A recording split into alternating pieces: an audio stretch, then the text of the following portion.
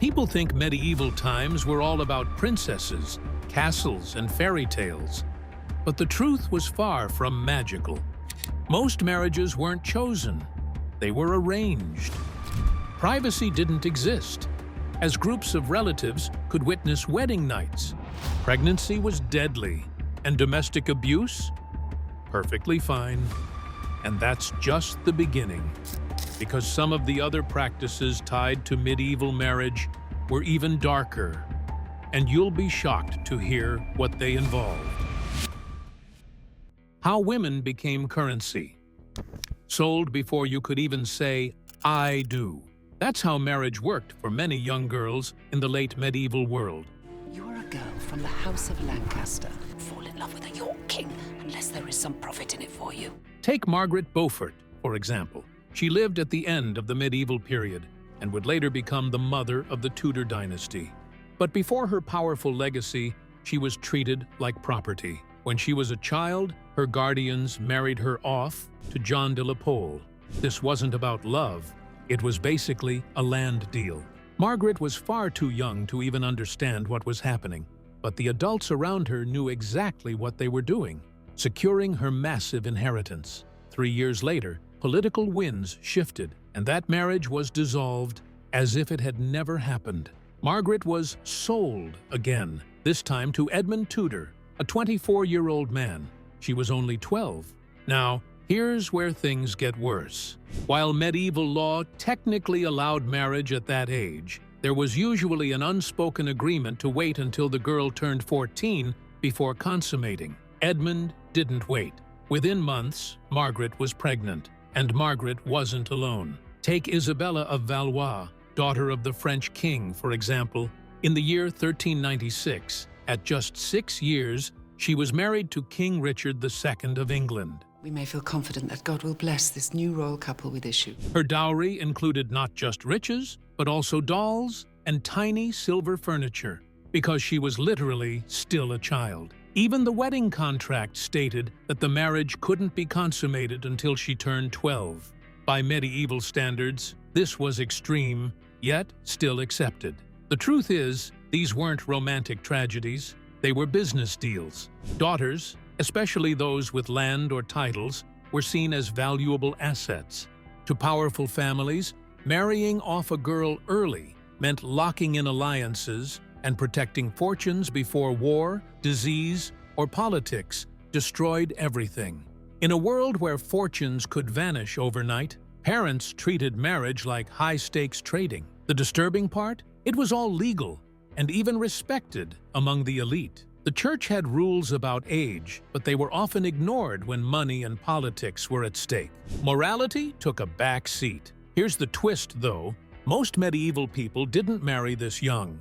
Ordinary peasants and middle-class families usually waited until their late teens or early 20s.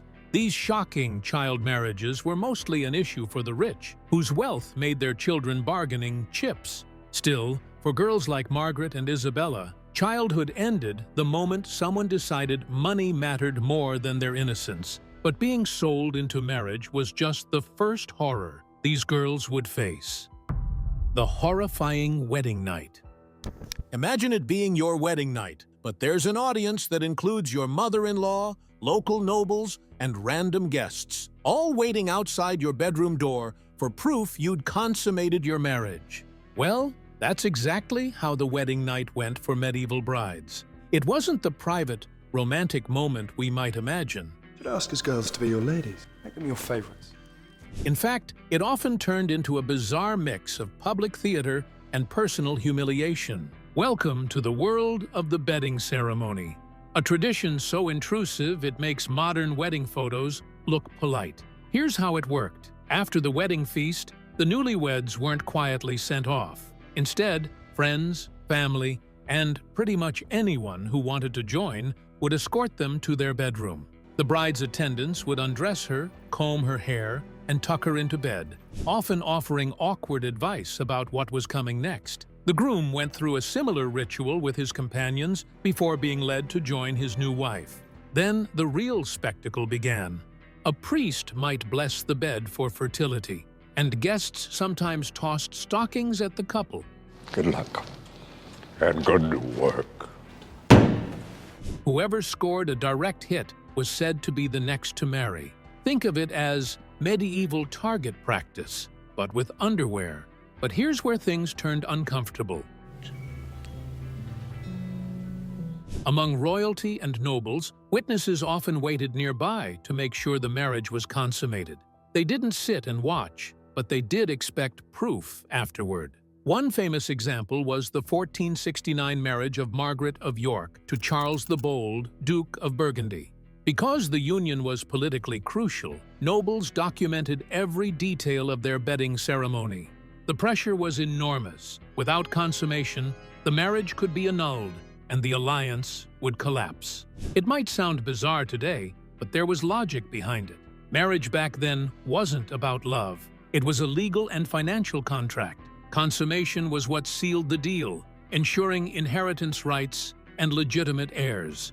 You should do as Edward says and make your family strong by marriage, so you can weather an attack from anyone. Without it, the whole arrangement could be challenged. That said, not every wedding was this dramatic. Most peasants and townsfolk had much simpler private ceremonies.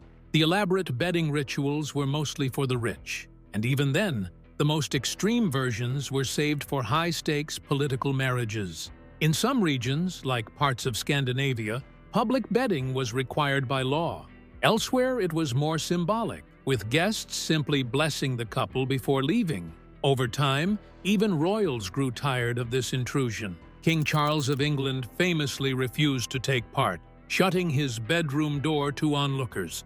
Still, the custom lingered for generations.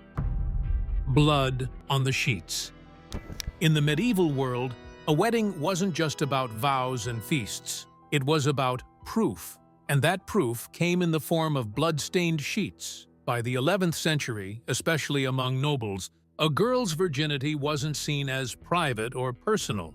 It was a matter of law, politics, and inheritance. For a nobleman, making sure his firstborn child was his own heir was everything.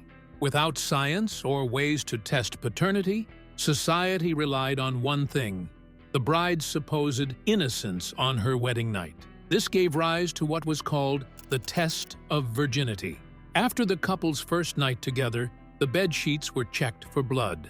If blood was found, it was seen as proof that the bride had been untouched before marriage. It was seen as the only way to guarantee the paternity of an heir. This obsession led to a grim and humiliating ritual. And that her husband was indeed the first. Sometimes the bloodied linen was shown only to close family members. Other times, in a shocking display, it was held up for the entire wedding party to see. Medieval people had no understanding that many women don't bleed during first intercourse. Countless innocent brides were condemned based on faulty anatomy knowledge that wouldn't be corrected for centuries. The hymen, often misunderstood as a definitive marker of virginity, varies widely among women. Some are born without one. Others have elastic tissue that doesn't tear, and bleeding is never guaranteed. Yet in the Middle Ages, lack of blood was taken as proof of impurity, leading to annulments, exile, or forced entry into convents. The stakes were incredibly high. In noble households, failing this test could destroy everything. If a bride's purity was questioned, the marriage might be annulled, alliance lost, and the woman herself sent away in disgrace. If the sheets stayed clean, she could be publicly shamed, accused of cheating, sent back to her family in disgrace. At the royal level, the consequences could be even greater. A queen accused of not being a virgin risked her children being declared illegitimate. That could spark disputes over succession, even civil wars. Entire dynasties could collapse over a single stain, or the lack of one. For ordinary villagers, the system was different, but just as harsh. If a bride's sheets showed no blood, whispers spread quickly. Neighbors gossiped, families were shamed, and sometimes the bride was beaten or cast out. In small communities where reputation was everything, failing the virginity test could mean exile, leaving a young woman with no protection at all. But blood on the sheets was just the beginning of how lords controlled peasant marriages. Childbirth. A deadly gamble. Childbirth in the Middle Ages was nothing short of a death sentence. If you thought the wedding night was terrifying, what came after was even worse. Pregnancy wasn't seen as a blessing. It was like playing a deadly game every single time. To see just how brutal it was, let's return to Margaret Beaufort. At only 12 years old, Margaret was made pregnant by Edmund Tudor. When he died of plague while she was 7 months along, she had to make a dangerous winter journey to Pembroke Castle. She went into labor on the 28th of January, 1457. Her confessor, Bishop John Fisher, later wrote that it was a miracle a child could be born. Margaret Beaufort faces the most vulnerable moment in the life of a medieval woman. The birth left permanent damage. Though she married again, she never had another child. Remember, Margaret was 13 when she gave birth, the same age as a modern 7th grader. Her pelvis wasn't even fully developed. This biological reality made childbirth not just risky, but life-threatening. Young girls like Margaret were forced into motherhood before their bodies were ready, increasing the likelihood of obstructed labor, internal injuries, and death. Margaret's story wasn't unique. Records show that about 1 in 3 women either died during childbirth or from the infections and complications that followed. Margaret's entire life, even what happens to her body, has been decided by other people, by powerful men. Every pregnancy came with worse odds than extreme sports do today, and medieval medicine didn't help. Doctors used bloodletting on women who were already bleeding, and birthing chairs were more like torture devices than tools. Even wealth didn't guarantee safety. Isabella of Aragon, just 18, died after days of agonizing labor, despite having the best care available. Prayers, herbs, and little else. Noble women, especially, were trapped in a cycle of endless pregnancies. Producing heirs was their main duty. Eleanor of Aquitaine, one of the most powerful women of her age, survived 10 pregnancies. Others faced as many as 15, with their bodies slowly breaking under the strain. And unfortunately for Margaret, at the age of 12, to consummate her marriage and bear children. If a woman survived multiple childbirths, she was often left with lifelong injuries. And remember, most of these mothers were still teenagers. Margaret Beaufort was only 13. Isabella of Aragon was just 18. Their bodies weren't even done growing, yet they were expected to risk their lives again and again. If, by some miracle, you survived the wedding night and lived through childbirth, now comes the cruelest twist of all. Your greatest danger might not be the bed, but your own husband's hand. Right to kill. Marriage in the medieval era wasn't the storybook romance we imagine. It was a system built on control, where laws openly favored men and left women almost powerless.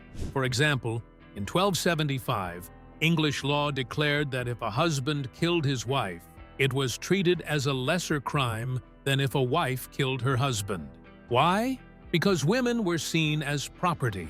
A wife killing her husband was treated like treason, just like a servant murdering their master. But when a man killed his wife, it was considered little more than property damage. The laws inside marriage were just as harsh.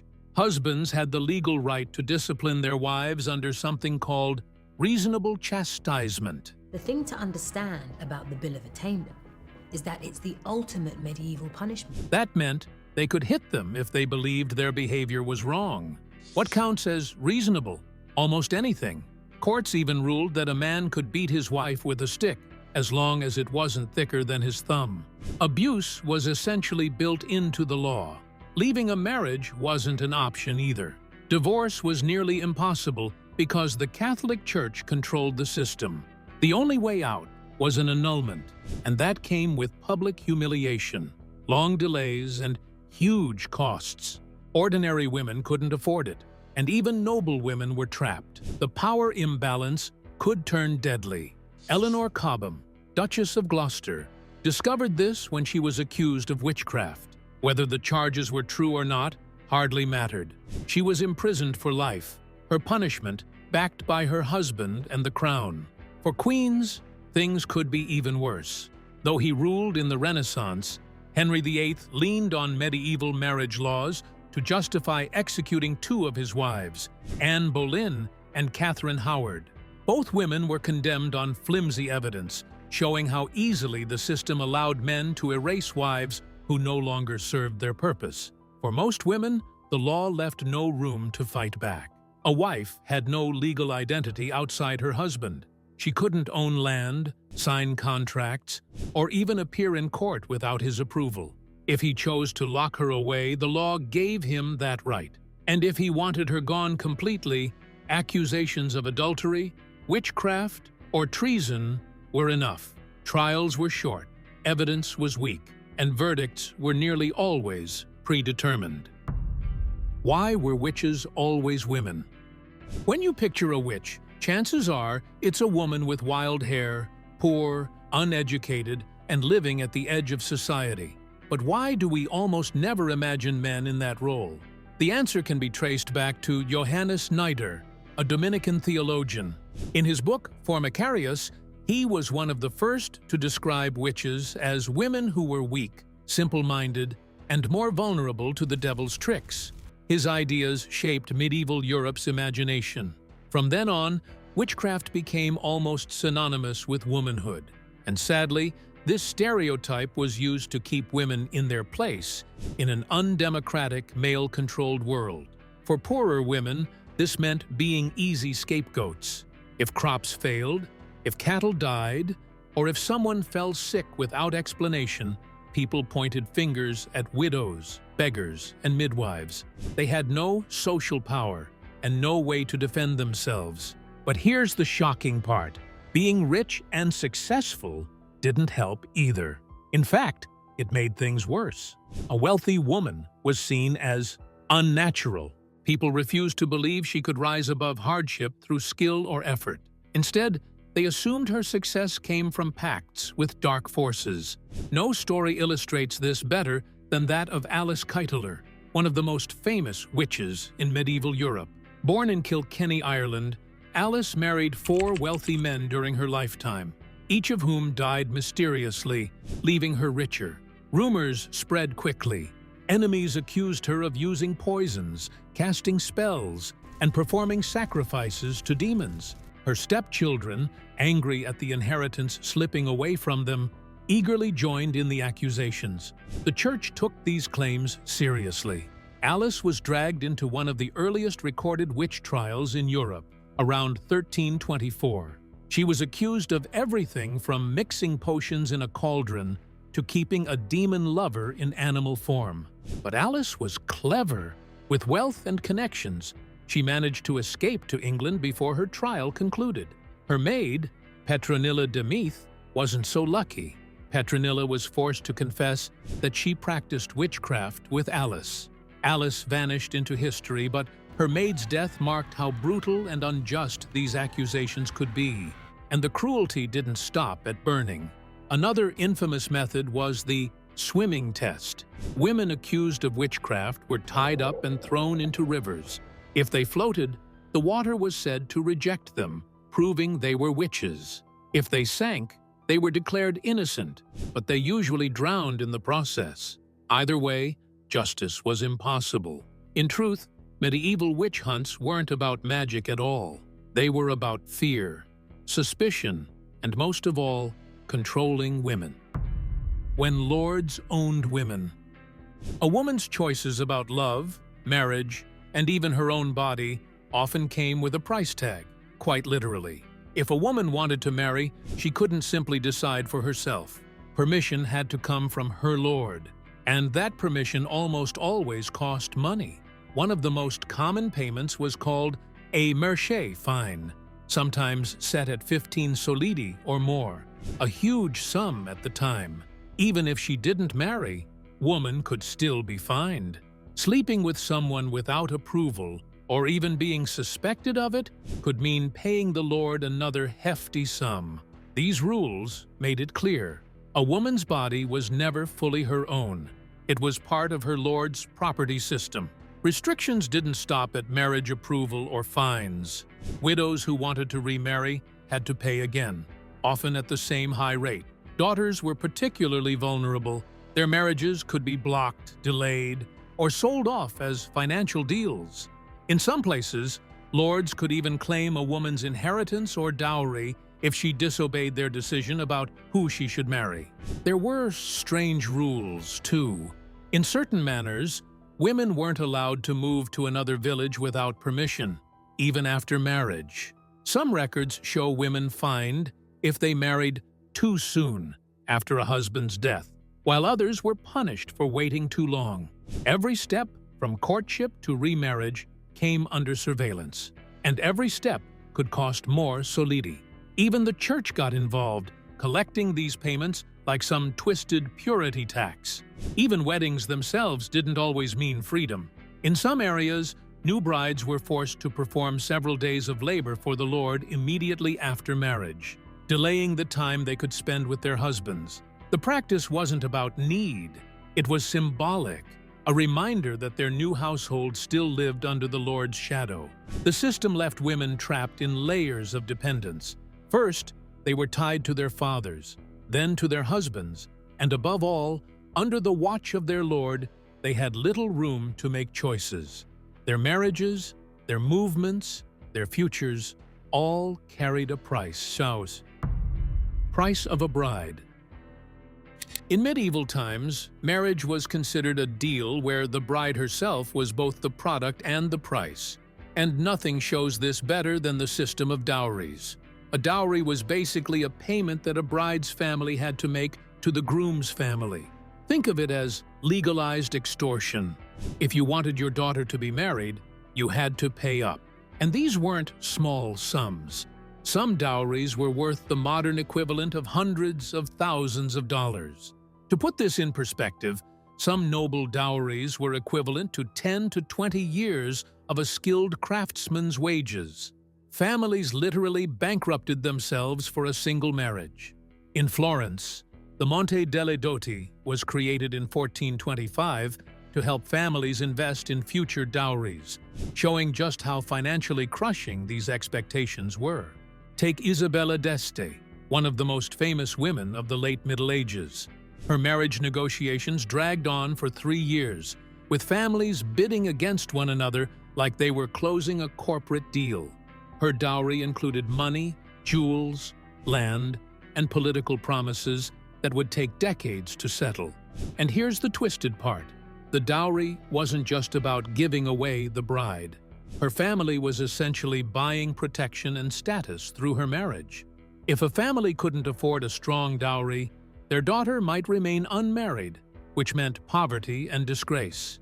Or worse, she'd be forced to marry far beneath her social rank, dragging her whole family down with her. The groom's family, on the other hand, saw marriage as an investment. They weren't just getting a wife. They were gaining her dowry, her family's political connections, and any inheritance she might bring. But for the bride, marriage meant losing everything. Whatever she owned, including her dowry, legally became her husband's property.